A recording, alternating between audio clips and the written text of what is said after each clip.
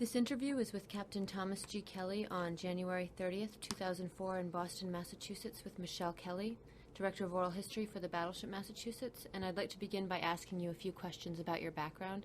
Could you state your full name and where and when you were born? Thomas G. Kelley, and I was born in Boston, Massachusetts on May 13th, 1939. Were any close relatives of yours involved in World War II? I had a first cousin who was a Marine in World War II in the Pacific, and I was a very, very young boy at the time, but I remember him coming home and people talking about him while he was gone, and when he finally came home, I remember him larger than life. What were you taught about World War II and the Depression by your parents and by other relatives? Well, just that, first of all, the Depression was a tough time. Fortunately, my dad was a school teacher, so he had a steady job during the Depression. World War II, it didn't really touch the family that much, except my father was an air raid warden in the neighborhood. And I was still a very, very young kid during the war. The war ended when I was just turned 6, but I do remember the end of the war, VJ Day. What ideals or philosophies were you taught by your parents as a child about religion, family, patriotism? Well, that family is very important. My mother was one of 13. My father was one of 8. And so, they came from large families, and families were the most important thing in their lives. We did go to church on a regular basis, where my parents were active in the church. I was an altar boy. So the church also played a big role, and I ended up going to Catholic grammar school from 5th grade on, in high school and college. How did the culture changes in the 60s affect your views? Well, along with everybody else, I guess I began to question things a little more, some things that we had taken for granted growing up, and maybe certain values and the way things were done and social customs. Started to question a little bit, are they the right way to act? And I was in the Navy at the time, and I stayed in the Navy until 1990, so I was still bound by fairly traditional ways of thinking, but certainly I was affected by what was going on around us. Where were you when Kennedy was shot? I remember it very clearly. It was a Friday afternoon, and I was in a Navy school in Brunswick, Georgia. It was about 2-something in the afternoon, and sitting in class, and the instructor, or one of the instructors, came in and made the announcement that President Kennedy had been shot, and I think they also said at the time he died. So immediately school was let out, and everybody went home, and a state of total shock. How did you feel about Kennedy, and what was your reaction? Oh, I was stunned and devastated by it. As it turns out, I had a personal experience with him because I had been a waiter in a hotel up in Maine during the summer times for several years, and about 1956 or so, when John F. Kennedy was a senator, he came up and spent a couple of weeks, and I used to bring him his breakfast every morning. So I knew him. He'd go to Sunday Mass with my father and me. So I knew him slightly. I hadn't seen him since then, though, but there's a little personal touch there, too. What did you know about the war in Vietnam before you went there? Well, like most people, I had never heard of Vietnam until about, I guess, early 60s, and I was in the Navy at the time. I joined the Navy in 1960, so towards 1967, 68, I had been in a few years and decided that the Navy had a new role over there. They had a presence on the rivers and the canals over there, so I wanted to be part of that. So I volunteered to go. What college did you go to? I went to College of Holy Cross up in Worcester, Mass. And then went to Navy Officer Candidate School after that. What? How did you make the decision to go into the military? Well, nothing fancy. I was getting ready to graduate, And I had a couple of roommates, and they disappeared one afternoon. And when they came back, I said, "Where you guys been?" And they said, "We were downtown at the Navy recruiting office. We decided to join the Navy." And I said, "Why'd you do that?" And they said, "Well, it's a good program, good deal." The next day, I went down and I joined the Navy too. So that's how I got in the Navy. And of course, they served 2 or 3 years and got out. And I served 30. So what was your rank when you entered? Well, I went through 4 months of officer candidate school down in Newport, Rhode Island, and I was a E2, which is a seaman apprentice, and then was commissioned after the 4 months of training period to ensign, which is the lowest of the officer ranks. And what was your first duty? My first assignment was a converted landing ship down in Charleston, South Carolina, which served as a repair ship for the minesweepers and mine warfare ships down in Charleston. And my job on there, I was operations officer and navigator. When did you go to the Caribbean? I went to the Caribbean pretty soon after I got aboard the ship in early 1961. And I was down there also during the Cuban Missile Crisis, which I think was in '62. And probably made 2 or 3 trips down to the Caribbean on that particular ship. How old was that ship? It was a World War II ship, so I would say 20-something years old. And it shortly thereafter went to the scrap heap and became razor blades. Can you tell me about your experience during the Cuban Missile Crisis? We went down primarily to act as a repair ship for some of the combatant ships that were down there. So we were not part of the blockade or anything like that. We were certainly not in harm's way or anything like that. But we were just in the general area. I think it was down in San Juan or someplace like that. When did you find out you were going to Vietnam? Probably in early 1968. I had written a letter to the higher-ups in Washington requesting that I be assigned to Vietnam, and I guess I got my orders in the spring of 1968. What did you know about Vietnam? Why did you want to go? I knew that there was a lot of action over there, and I guess like most people wanted to have a little piece of the action. And the particular unit I went to, I remember reading an article in I think it was Time Magazine or Newsweek or one of them shortly before I left, which said that the outfit I was going to, which was the Mobile Riverine Force, had a very, very high rate of casualties, 60 or 70% or something like that, of killed or wounded, which made it a little more exciting. But by that time the die had been cast, and I was on my way. Now, how old were you then? Oh, I was an old man. I was 29 or so. I'd been in the Navy about 8 years at that time, 7 or 8 years. Had you read about Vietnam? Like it's just in the newspaper. I really was not really that up on current affairs, and thought that we were probably over there for the right reasons. And being a good sailor, I saluted and went off to Vietnam. What kind of? Can you describe the vessel that you were on? Sure.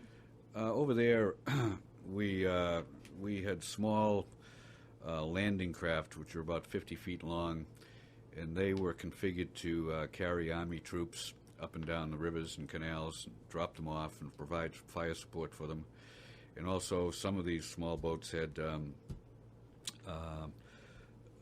weapons installed on them, like a 40 millimeter cannon or 50 caliber machine guns, 20 millimeter cannons, and howitzers and mortars, and all sorts of heavy armament, or armor rather, to protect the other boats, basically, provide fire support for them. They were very slow. They had a crew of about 5 or 6 men, and as I said, their job was to basically carry Army troops up and down the rivers, drop them off, pick them up, stuff like that. Did you work within a fleet? We were part of a joint Army-Navy operation called the Mobile Riverine Force. It was Task Force 117, and it was a combined, joint operation, Army-Navy. They had an Army commander and a Navy commander who worked side by side. And the way the operations worked is, as long as they were on the boats, the Navy guy was in charge. Once the troops went ashore, then the Army guy was in charge, and then it would reverse when they came back on board the boats. So it was a pure joint operation all the way. What area of Vietnam were you? We're down in what they call the Mekong Delta, which is probably south of Saigon, which was the capital. Probably I was about 40 or 50 miles south of Saigon. There was a very low, marshy area with a lot of small rivers and canals, and that's where we would take the troops up and down these little rivers and canals. Can you describe some of the hazards of this duty? Well, the waterways that we were on were very narrow, first of all. They were probably, in many cases, no more than 100 meters wide, so that you were basically sitting ducks going up and down these waterways. And we were very slow. Our top speed was only probably 5 knots or so, which is really slow. So you can't beat feet and get out of there. But on the other hand, we had armor around us to kind of protect us. So we were fairly well protected as long as we were on the boats, unless occasionally a freak accident would happen, like a round coming into where the troops were, and that would be very dangerous, and we lost a few people that way. How long were you there working in this task force? I was there. I arrived in August of 1968, and I left in June of '69. So it was about 10 months, I guess. Can you describe the incident that took place on June 15th, 1969? Well, I was in charge of a group of about 8 or 10 boats who were carrying Army troops along some waterways in Vietnam to drop them off and then go somewhere else, pick them up, take them somewhere else, and we kept doing this all day, 3 or 4 times during the day. And they would get off the boats and they'd go through the jungle and see what they could find and see if they developed contact or anything, and then they'd come back and we'd move to another place. On one of these particular operations, we were backloading them. They were coming back onto the boats, and one of the boats had a ramp, which we would drop the ramp, and the soldiers would walk aboard the boat that way. Well, they couldn't get the ramp up, so they were kind of stuck on the beach for a while, and it was a very narrow waterway, and so when that happened, my boat, which was heavily armored, and I had a howitzer on it and a few things like that, so I was a fire support boat.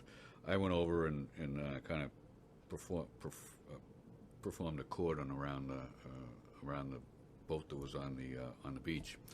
And then the Viet Cong started open fire on us with rocket-propelled grenades and small arms and automatic weapons and stuff like that. And one of them just came in, and I got careless, and the round went off about 6 inches from my head, and knocked me for a loop, and I got wounded, and I managed to keep on going though, and the rest of the boats returned fire. And protected the boat that was trying to get its ramp up, and we got out of there eventually, and that was it.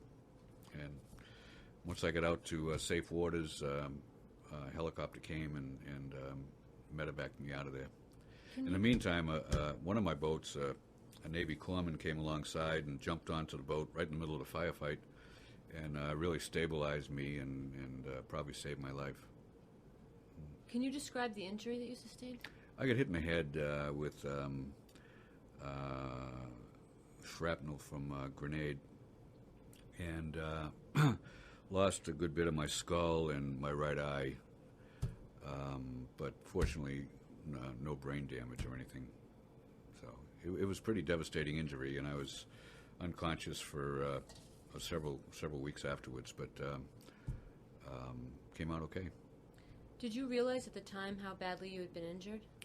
Well, you go into, I guess, a bit of a state of shock when you get a trauma like that. But I knew I'd been hurt pretty bad, and but I didn't really. It didn't really sink in until I was finally been medevaced and I was being offloaded from the helicopter into a field hospital, and I heard a doctor say it doesn't look like this guy's going to make it. So, meanwhile, during the firefight, I kept hearing on the radio that I was dead.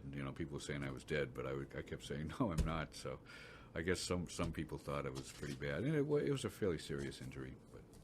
But after you had been hit, you continued to direct. Yeah, I think so. I did. I remember a feeling of kind of disbelief that this was really happening to me, and we just kept on trying to direct what was going on. And fortunately, I had a lot of good help around me, and I got a lot of credit for what they did.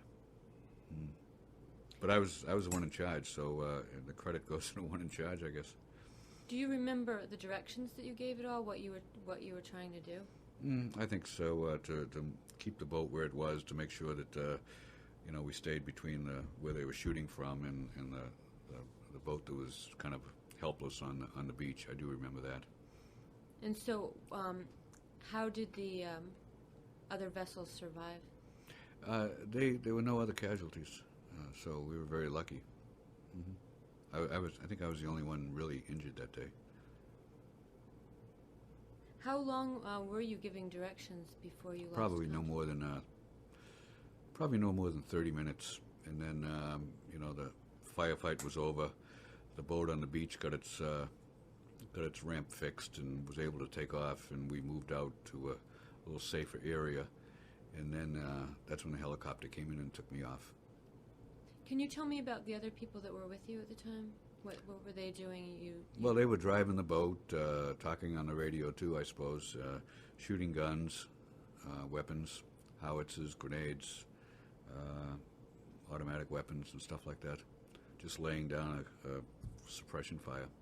And the man who stabilized you? He's a corpsman. Name is Richard Nelson, and I'm still in contact with him. He was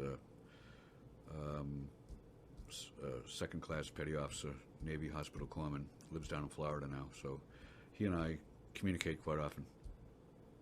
Were you still then on your own ship when you lost consciousness? Mm-hmm. It was a small boat. It was like a 50-foot boat. It was not a ship. Okay. It was pretty small. And you said that over the radio you could hear that people thought you had died? Yeah, right. I heard people say my call sign, whatever it was, he's dead, and I was trying to struggle to say, no, I'm not, but I guess they heard me that I wasn't. At what time was that? Was that before? Oh, it all kind of mumble jumbled together. And it happened, 35 years ago, really. In fact, it was 35 years ago, this year. So a lot of the details are a little fuzzy. Do you remember, you don't remember being removed from the boat? Mm-hmm. I remember everything until the time I landed, was being taken off the helicopter into a field hospital in the jungle somewhere. That's when I kind of blagged. They probably gave me a shot or something, and I don't remember anything else for another 2 or 3 weeks after that. So you recovered in a field hospital? Well, I went from one hospital to probably 3 or 4 different hospitals. You gradually move up from the jungle to a base to a city, and then I went to Japan for a while, and then down to the Philippines, and then finally back to Hawaii. So I don't know why, but they move you around. I guess they wanted to find a place that specialized perhaps in the kind of wounds I had. Maybe that, whether depending on the load, the patient load. A lot of people were getting wounded in those days. When the doctor said that he thought you were going to die, where was that? That was somewhere in the jungle. I don't know. It was like a field hospital. I'm not sure exactly where. It was an army hospital. Where did you wake up from your coma? Probably in the Philippines, I think. I think it was in the Philippines. And then shortly thereafter, I was medevaced back to Hawaii, which is where my family was living at the time, to an army hospital in Hawaii. When did you find out that you would be receiving the Medal of Honor? About a week before it happened, in about early May of 1970, early May of 1970. And what was your reaction? kind of disbelief because, to tell you the truth, I didn't think it was warranted. First of all, because I had seen other actions of people who had done what I thought was a lot more, who didn't get anything close to the Medal of Honor. But I wasn't going to turn it down, certainly, and I thought it was a fitting tribute to the men that I had served with, to their service. Can you describe the ceremony? Well, it was at the White House, and there were about a dozen of us, I guess, and it was quite impressive.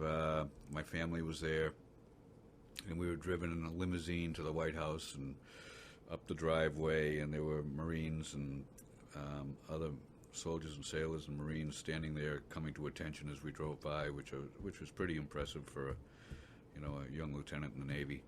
And then got to the White House, and they stood around for a while and drinking coffee and eating pastries, I guess. And then they formed us up in a room, and the president came in, President Nixon, and made a short speech, I guess, and then went around the room and presented the awards to each one of us in turn, and said a few words to each one of us. So you didn't leave the service, though, after this? No, I was. The Navy decided that I was physically unfit to continue, but I thought that I should be allowed to continue because I felt pretty good after a while. So I appealed it, and it went all the way to the top in the Navy, and they allowed me to stay for another 20 years after that. So I spent 30 years altogether in the Navy. How did you feel that you were treated when you came home? Well, I was treated pretty well because, as I mentioned before, I stayed in the Navy. And the Navy was kind of a protective family, and I was not exposed to some of the stories I've heard about other people who were, spit upon and had their backs turned by their friends, supposedly their friends and others. And I just never had that because I was in a support group for the next 20 years, so it didn't really affect me. And when did you retire from the service? 1990. Mm-hmm. How did you deal with some of the traumas that you saw in Vietnam? I was very fortunate because I didn't see too many close-up traumas. I did have one shipmate get hit right next to me and die, but I was very fortunate. I haven't had nightmares very much or things like that. And I was able to put that aside as just one episode of my life and moved on. So I've been lucky in that respect. Can you describe your career path since the service? Well, I retired, as I said, in 1990. I worked for the Defense Department for a while down in Washington on ocean transport type of issues.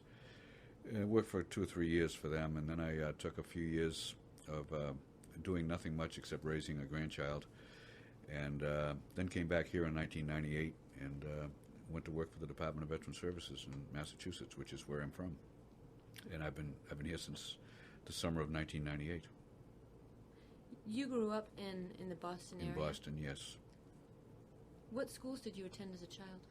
I went to Boston Public School for about 4 years, and then I went to a Catholic school, Blessed Sacrament in Jamaica Plain, and then I went to Boston College High School, which is here in Boston, and then on to Holy Cross College after that. And how did you meet your wife? I met my first wife in Charleston, South Carolina, which was my first duty station, and we had 3 children, and we got divorced about 1992 or so, and I remarried. The wife I'm married to now, I've known her off and on since about 1964. And how many children did you had? I have 3 daughters. Okay. Mm-hmm. How do you think that your experience in Vietnam changed your life? It made me, the whole Vietnam War made me really question things a little more, to not take for granted what people are always telling you. to be a little more inquisitive and really look at issues and study issues before I make up my mind how I feel about things. That's one thing. The actual war experience, my own personal war experience, made me realize how important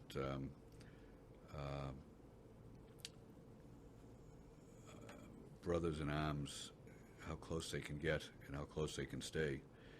And there's no bond closer in the world than those who have served in combat together.